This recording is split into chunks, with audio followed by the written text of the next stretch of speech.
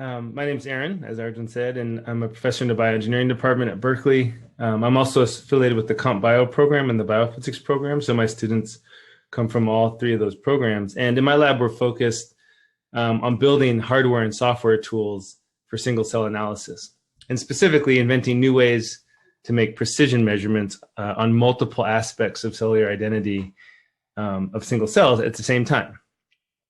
So let's see if I can get this to advance. So how do we quantify cellular identity? One of the best ways and probably the oldest way is to look at a cell with a microscope. And, the first single cell measurement tool, the microscope, gives us a lot of information about, morphology. And specifically, oftentimes we're looking at chemical composition or the composition of proteins and metabolites. And so we can label molecules, or we can use imaging modalities that are focused on specific molecules. And we don't only get to composition, but we also get spatial distribution. But if we want to get a better understanding about what gives rise to this particular cellular identity, it's useful to quantify some of the genomic layers of cellular identity. So for example, we might want to measure gene expression using in situ hybridization, for example. Or we might probe the DNA in a cell, which most cells in an organism have very similar composition of DNA, but you might find copy number variations or single nucleotide polymorphisms that might influence the identity of a cell. But specifically, when it comes to DNA, we might be interested in how that DNA is organized in the nucleus, the series of proteins and histone modifications and sort of three-dimensional structure that give rise to an epigenetic state, which has influence over that cellular identity. And so one challenge of microscopy for measuring these different layers is limited bandwidth. In other words, microscopes can only measure so many distinct molecules in a single image. And I would be remiss not to point out that we'll see an extreme exception to this example in the next talk by Long. But most traditional microscopy techniques can only probe a handful of unique molecules at the same time. And there's a lot of distinct molecules in a cell. We have hundreds of thousands of different proteins, especially if you consider all the different isoforms and proteoforms. There's tens of thousands of genes, billions of DNA base pairs. And then the dizzying combinatorics of interactions between all of those proteins and the RNA and the DNA in the cell. And so for measuring these layers of identity at sort of the genome scale, we oftentimes turn to high throughput DNA sequencing so that we can probe, thousands to millions of different molecules simultaneously. Of course, with DNA sequencing approaches and genomics approaches broadly, we typically lose spatial information about the cell. And so what we would like to do, what would be the ideal approach, would be to layer both microscopy and sequencing measurements in the same single cell so that we can infer relationships between genomic information and morphological information and spatial information within that cell, and specifically the architecture of the cell. And so that's what my lab is interested in doing. Specifically, we like to use microfluidic platforms to merge imaging measurements with sequencing measurements. And on the left here, I'm showing an image of a stimulated Raman scattering image. We do a lot of coherent Raman imaging, which is a nonlinear optical modality that allows you to get chemical specificity without fluorescent labels. And because it's nonlinear, you can create these really beautiful 3D distributions of chemicals of interest. And of course, by genomics, I mean sort of broadly turning molecules' identities into DNA so that we can use a sequencer to read them out. So we've done a bunch of experiments where we're looking at gene expression and correlating that with morphology. But in today's talk, I'd like to focus on a new platform that we've developed to probe sort of the epigenetic state using these two modalities of a single cell. So as we know, the genome is temporally regulated. Genes can be turned on and turned off, and a lot of times the dynamics of gene regulation controls, cell fate decisions and so forth. But the genome is also spatially regulated, and even though the nucleus is sort of a sphere without any absolute reference frame, we can think about the spatial regulation of the genome by thinking about regions in the cell, in the nucleus, at which regulatory activity is localized. And we can think about the spatial organization as in the proximity or the relative positions of these sort of regulatory hotspots. So we can imagine making measurements of chromatin compartments using measurements like Hi-C. We can ask what sort of gene regulation occurs at the nuclear pore complex. We can probe ribosomal activation and transcription in nucleolus. And the nuclear lamina, the sort of envelope of the nucleus, also acts as a regulatory mark or a feature, in the sense that a lot of genes that are pushed to that edge are repressed, or a lot of genes that are repressed are pushed to the edge. It depends on the order. And so one way to catalog or to map this organization in terms of the location of these landmarks is to identify the location of the proteins that are associated with these landmarks. So, where are nucleolar proteins interacting with the genome? Where are nuclear pore complex proteins interacting with the genome, and so forth and so on. So there's two large, sort of broad questions you can ask when profiling protein DNA interactions in a nucleus. One question you can ask is, where in the genome is a protein binding? You can use techniques like ChIP-seq, for example, to enrich for those binding sites and sequence. And you can also ask, where spatially in the nucleus is this interaction happening? Like with respect to some coordinate system or with respect to other proteins. And so we were interested in developing a platform that could allow us to ask both of these questions, or to address both of these questions at the same time in a single cell. And to do this, we took advantage of a technique called DNA adenine methyltransferase identification, or DAM-ID. So how do you measure where a protein is interacting with the genome with DAM-ID?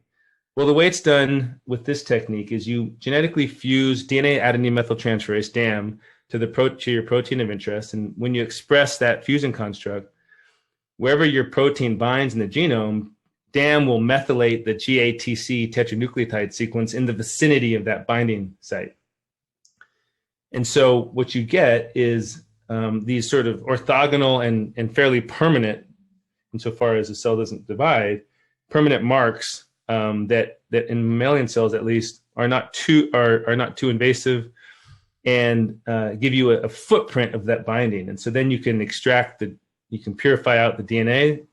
And you can use a restriction enzyme, DPN1, to specifically cut at the methylated GATC site. And then you can do targeted adapter ligation and amplify these fragments that flank the binding site of your protein of interest, perform PCR, and then sequence to get the binding profile of the protein of interest. And so what's powerful about DAM-ID is, because we're using sort of whole genome amplification fueled by PCR to make this measurement, it's fairly sensitive, and it can get down to single cell levels of sensitivity. And so this technique was developed by Steven Heinekoff and Bas van Steensel about 20 years ago. But more recently, a postdoc in Bas van Steensel's lab demonstrated the ability to make this measurement in single cells. And one of the sort of marquee features that DAM-ID is really powerful at measuring is the interaction between the genome and the nuclear lamina. And so by fusing DAM to lamin B1, you can probe where the genome is associated. You can probe these lamina-associated domains, which are actually quite an important mark, or epigenetic sort of large-scale chromatin organization feature of cells. And so let's take a look at these lamina-associated domains. They're large. There's a lot of them in our genome. About 30% of our genome are LADs. They're AT-rich. They're gene-poor. And there's different classes of lamina-associated domains. And most of this literature has been sort of codified by DAM-ID, and more recently, single-cell DAM-ID. So there's what we call constitutive LADs, which are domains that are consistently associated with the lamina across cell type. And then there's what's called constitutive inter-LADs. So these are not at the lamina across most cell types. So these are the more active regions of chromatin. And then there's this sort of other category of LADs, which referred to as facultative or variable LADs, which can be different from cell to cell, from cell type to cell type, or from cell to cell. And this is one thing that we're interested in, because this kind of gives you the ability to probe the dynamic activity or regulatory activity of lamina association. So one of the nice things about DAM-ID is that in addition to being a really powerful sequencing tool for single cell measurements, you can also image this mark. You can also image these interactions. And the way this is done, also developed in Bas van Steensel's lab by Jaap Kind, is to use a modified DPN1 that has lost its endonuclease activity and instead can still target the methylated GATC, but is fused to a GFP, so it can recruit a fluorescent molecule to the site of methylation, thereby allowing you to image any piece of DNA that has been in contact with your protein of interest. So because this is a cumulative mark, we're able to not just image a static state, but sort of a collective interaction with the lamina. This could be a bug or a feature depending on what your question is. But what's nice about this is if we zoom in here to this hex cell where it's also expressing this M tracer molecule, this GFP, along with the DAM lamin B1 fusion construct, you can see that we're looking not at the lamina, but we're looking at DNA that's come in contact with the lamina. And if that DNA then moves away from the lamina, or if there's any sort of dynamic activity, we can still track that binding history. And so for this reason, we wanted to use this approach, and we wanted to develop a microfluidic device that would allow us to do both of these measurements in the same cell, namely, image the location of these interactions and then sequence them. And we chose lamin B1 as our proof of principle because they're very well characterized. We know where in the genome where in the nucleus this is happening, this interaction at the lamina. And these LADs are fairly well characterized. So we know what to expect from the sequencing data because, as we know, doing single cell sequencing of any kind is sparse and noisy, and we wanted to make sure that we were getting something that was real. So we developed this microfluidic device. We use integrated microfluidics in my lab, which are two multi-layer devices that have these integrated valves, which allow us to actively pump reagents through the device and trap cells. What you're seeing here is a peristaltic pump. These channels are about 100 microns wide, and we can use a pump like this to trap a cell and then image it and then send it to other chambers for downstream processing. And what's nice about these valves is that we can actively open and close chambers and segregate them to allow us to do sort of sequential molecular biology steps in one device and sort of in a pipeline. So I still have this fantastic graduate student, Nick Altimos, who led this project, and he developed an integrated microfluidic device that could perform DAM-ID on single cells just downstream of taking an image of the cell. So the idea is here we're looking at one lane of this device, and we can process many cells in parallel. And the blue channels that I'm showing you here are what we call the flow layer, where we can move cells and reagents around. And then these pink overlapping channels are the valves. So we can actively open and close these valves. And what we do is we catch a cell here, we image it with fluorescence microscopy. And then we send it to these consecutive chambers for lysis, digestion, ligation, PCR, and then we can pull out all the enriched DNA and sequence it on the sequencing machine. And we can do this, once we catch all the cells, we can do this in parallel. And so what this yields is we get a bunch of images of cells and their lamina association. So you can see, I mean, this is more or less what we expect. But you can see that there's, some cells here and there have these sort of nuclear deformations and abnormalities. Some are much brighter, some are less bright. And then on the right, what I'm showing is cells that are only expressing DAM, free-floating DAM. And so the DAM can promiscuously methylate the genome, and that's why you see a bright nucleus here. You also see cells like this in the bottom left, which are expressing DAM-LAM, but seem to have a lot of fluorescence internally. And so this, the question is, okay, well, what's going on with this cell? So for each one of these cells, in addition to the image of the lamina association, we also get sequencing data. So we get, reads that we can map back to the genome, and the number of reads that we get is proportional to the likelihood that locus in the genome was associated with the lamina. And so what I'm showing here is this genome browser plot where we're looking at chromosome 1. And in the second row here, we're looking at gene density.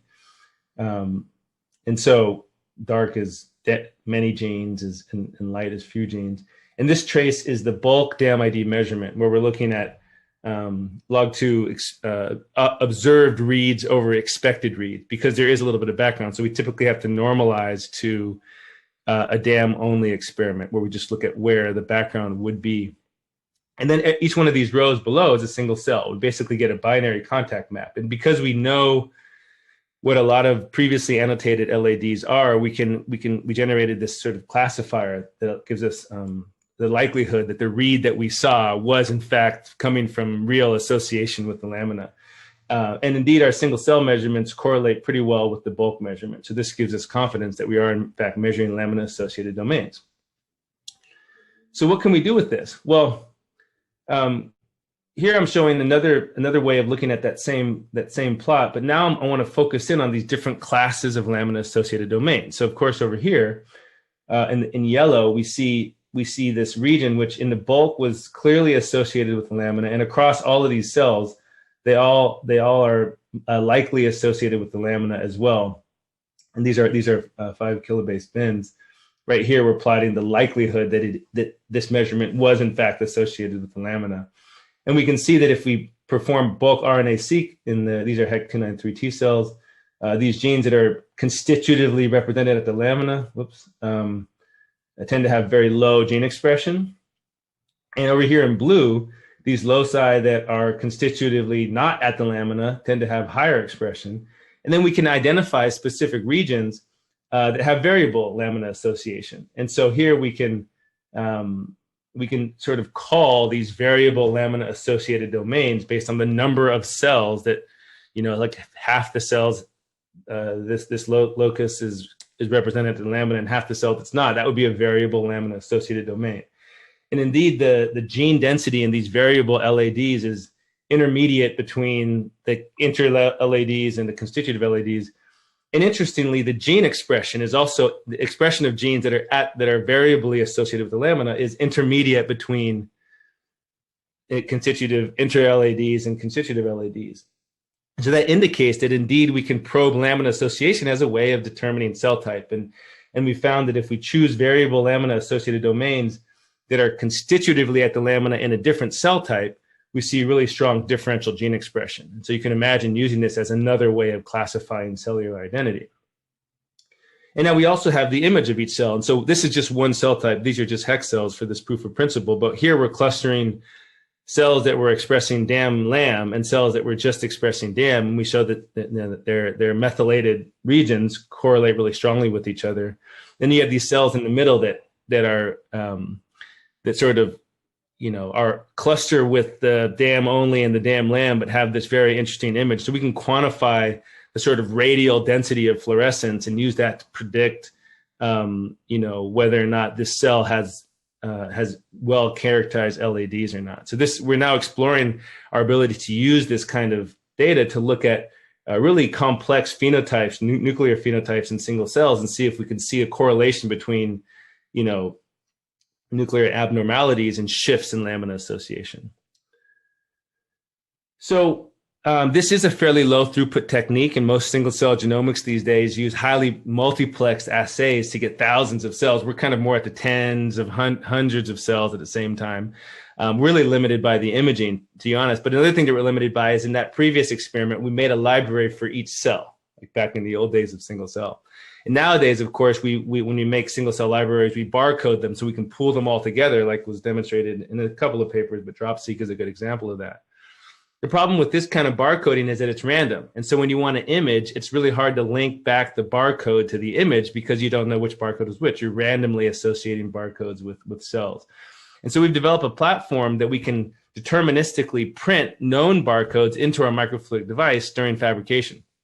This allows us to associate a known barcode with a specific chamber so that when we then go do sequencing, in this case, this was a single cell RNA sequencing device, we can multiplex, we can pull all the cells cDNA together, sequence at once, and then for each barcode, we know which image that came from. And we just demonstrated in the Lab on Chip paper recently that we can confidently map back single cells images to their gene expression profile using this strategy.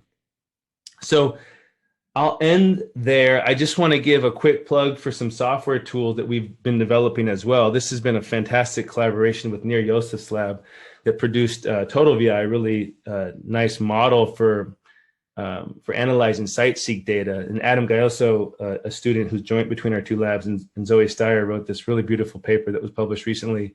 And then they've gone on to take it further and make, integrate Total VI into this much larger package called SCVI Tools, which is an extension of NIR's original SCVI platform. And now it's just much more easier to use, and it really allows you to implement many different neural network-based models into one environment for sort of multi-omics analysis and so forth. So that's live as of last week, and we're really excited about it. Okay, I will take questions. These are my funding sources, a fantastic lab, pretty much all graduate students, and I'm really happy to take any questions you might have. Thank you, Aaron, for a fantastic talk. And yeah, I'll read. There are quite a few questions coming through here, so I'll just read out a couple. Sheng Kao asks, says, first off, very cool, and then asks, is it possible to do single nuclei DAM-ID and RNA-seq from the same cell? Yes, and it's been done. Yap Kin published a really beautiful paper a year or two ago with Sid Day at UC Santa Barbara, and it's called Single Cell DAM and T, and it's a really beautiful way of multiplexing both of these measurements into the same cell, and you can kind of infer regulatory relationships between laminar association and gene expression. So Arthur Bader says, beautiful concepts, amazing work, clear presentation, thank you. Is there a way to image dynamic responses in cells, for example, in response to pores? Yeah, and what's really nice about this platform, I didn't mention this, but these cells are live when we're imaging them. And so we just trap them just long enough to take the confocal fluorescent image. But you can imagine trapping cells for longer, maybe putting it onto a live cell incubator stage and watching cellular dynamics before then finally killing them and taking out their genomic material and sequencing it. And so we have a couple ideas for how we might do that in a more efficient process. But again, I think in these kind of cases, you're making really deep measurements on single cells. And so you're kind of somewhat limited in throughput and just from an engineering standpoint. But that's a really cool idea. Yeah, I mean, it's kind of interesting. Like for now, I feel like we have this trade-off between sort of deep phenotyping versus just scale. Yeah. And, I mean, one could, I guess, make arguments either way based on the questions that you're asking. Yeah, we found that, especially with the SRS imaging, which is a scanning technique, we could imagine making higher throughput chips. I mean, we have one that can do 100 cells, like the Fluidigm device, but you end up just taking a long time imaging. And so, there's some really cool image activated cell sorting microfluidic platforms out there. So that'd be kind of the next level, is how do you associate a barcode with those high throughput machines? Yeah. Oh, that's fascinating. Amanda Haupt asks, I may have missed it, but were your images single slices? Is it possible that the different lamin B1 phenotype is associated with cell cycle stage? Yes, those were confocal slices. We did take the whole stack. I just didn't show it to you. But you're right. If we wanted to, absolutely, I think that there's a strong correlation between lamina association and cell cycle. We didn't arrest or synchronize these cells. And so a lot of the variability might come from that. But we do have the whole stack if we want to do like a full three-dimensional analysis. It's a good question. Cool. Sanjay Srivatsan asks, do you think that a weighted nearest neighbor embedding between the image and the genomic/transcriptomic could identify better mappings between the image phenotypes and genomic features? Yeah, that's a really great point. And we're actually looking at a number of different ways of integrating these two measurements, because especially with the gene expression measurements that we're doing, we've been doing a lot of imaging of adipocytes with Raman, and we get these beautiful lipid droplet distributions. But the question with imaging is, well, what's the data? Like a single, in order for imaging to be single cell, you need to extract some numbers. And you could imagine starting from just a pixel level, but that's in using some machine learning or something. Yeah. We've been defining a couple of variables that we want to pull out. And then the question is, how do you weight the importance of those morphological phenotypes when you're looking at gene expression data? And so we've been thinking about, canonical correlation analysis or other kinds of approaches to integrate these two very different data sets. It's easier when you think about, not easier, but it's easier to think about like site-seq data, which is surface proteins and gene expression, because it's similar counts and so forth. But when you have image data, You know, yeah, it's a good it's kind question. of interesting because like with image data, then it's like, well, how should we relatively weight, the image-based features versus gene expression features, or how much correlation or structure is there? Is there some manifold of image-based features? And it's kind of interesting because it's like, well, I mean, the same is true for gene expression. Like we don't even know Yeah, what genes matter, how we should even weight genes relative to each other, yeah, uh, let yeah, alone exactly. relative to image features. And so with the image features, it's a good point. Sometimes we look at which phenotypes are most variable between the cells. So like with the lipid, you could imagine something like for the lamina association, maybe they're all fairly circular, but there's a different sort of radial distribution or something. I don't know what it is, but you can ask that question. You can say, okay, what's the most variable aspect of these images? Yeah, And thinking about ways of doing that. Now, whether or not it's yeah, meaningful from a gene expression standpoint is another question. yeah. Well, a question that will have to wait for the forums. So, thank you again very much, Aaron, for your talk.